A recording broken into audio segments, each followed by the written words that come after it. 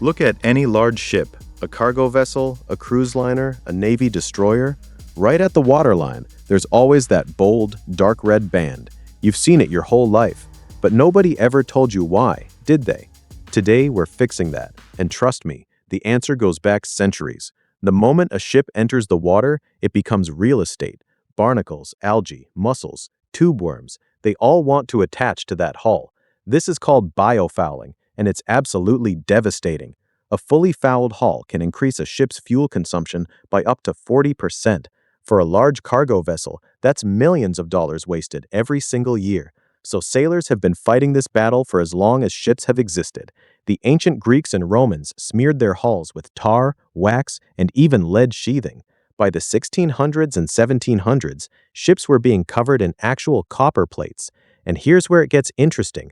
Copper naturally releases ions into the water, and those ions are toxic to barnacles and algae. They simply can't stick. It was nature's own anti-fouling solution, but copper was expensive, really expensive. So chemists started mixing copper oxide into paint to get the same effect. Cheaper, easier to apply, just as effective. And what color is copper oxide? You guessed it, red. By the 19th century, anti-fouling paint loaded with copper compounds became the standard across the shipbuilding industry.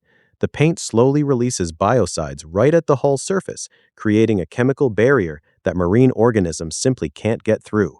Modern versions have evolved even further. Some use self-polishing copolymers that wear away at a controlled rate as the ship moves, constantly exposing a fresh layer of protection. It almost works like a living system.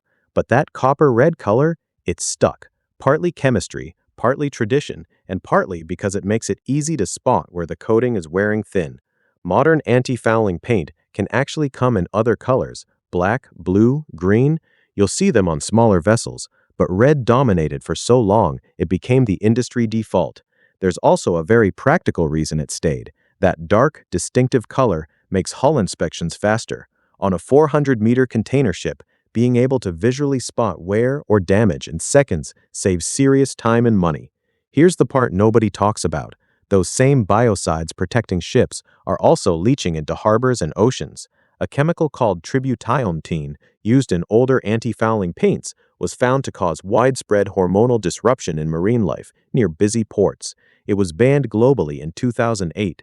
Now the industry is racing toward eco-friendly alternatives, including paints that use physical texture instead of chemicals, mimicking the microscopic structure of sharkskin, which naturally repels biofouling.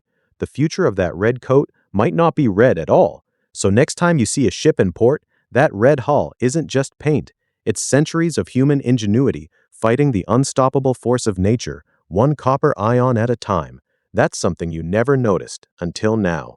If this made you see ships differently, hit like. It genuinely helps the channel. Subscribe to Stuff You Never Noticed, and I'll see you in the next one.